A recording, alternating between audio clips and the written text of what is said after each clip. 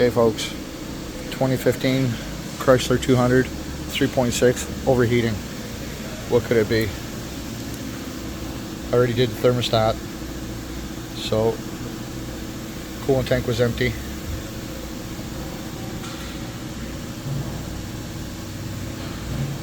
There you go. Oil filter housing. Take a look there first, folks. Oil filter housing. So now I gotta rip the whole top of the motor to get that done. If not, can't fix it. Oil filter housing.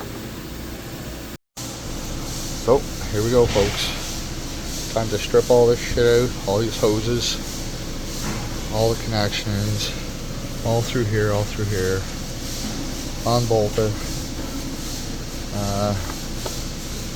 Take the plenum off first, and then we'll have access to everything else. I'll show you one step at a time. So here goes nothing. So now, got that ripped off. Undo all your spark plug, or all your coils, all your injector wires, peel that back.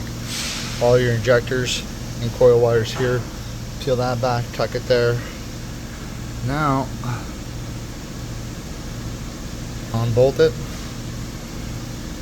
undo your fuel line, and we'll see it right in about 2 seconds here. Easy, not too bad. Little FYI for these stupid inverted torques. If you don't have one, that's no problem. Use a quarter, 6 point, and take them right out. That's all I got, and that's all I've ever used. So you're gonna have this bracket down in here. Let's see how that goes again. Yeah, goes down in here like this. It's gonna be a bit of a bugger.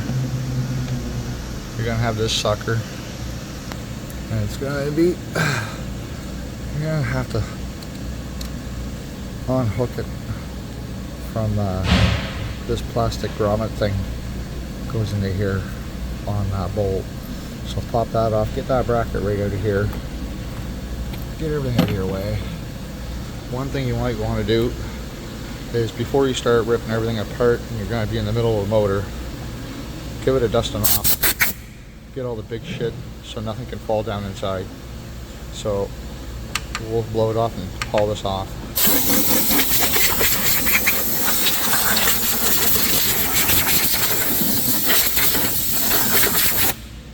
There you go. Now everything's unbolted. It'll come right up. I'll show you in a second. Well folks, now that's off. And now, you look right there. Right there. See how all the top of this is all wet? Everywhere. Leaking. You got her.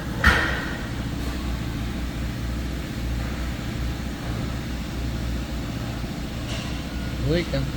Look at all that coolant down there. Wow. So now I'm going to lift the car up. I'm going to empty out the rest of the coolant, whatever's in it. I'm going to drain the oil. I'm going to try to suck up whatever I can without taking that off. But no, I'm just going to drain the oil, drain the coolant, come back up and peel this off and do the major cleanup. Start putting it all back together. And just like that, pop all the old ones out, put new ones in. They just sit down in there. They have little tiny tabs that'll just hold it in for you. So even if you flip it upside down, she'll hold. And we'll set her on there. Well, alright, that's all bolted down. Get your wire harness, slap it down, plug everything back in, get your upper one in there. You know, same but another process. Get your fuel line back on there. You know, just same thing, but just putting it all back. After that, we'll peel all these gaskets out and put new ones on so we can finally put the top of the intake on. So let me get this wired up and put the new gaskets on, and I'll show you. Alright, everything plugged back in the way it's supposed to. It's at this time you want to put your little foam piece back in, because you won't get it back in there after. A little sound isolator thingy, whatever. So that goes in now. Now we drop the plenum on top. So that's about it. Make sure you do your oil change. Nice fresh oil. Top up your coolant. Right now I'm just letting it get all the air and stuff out of it.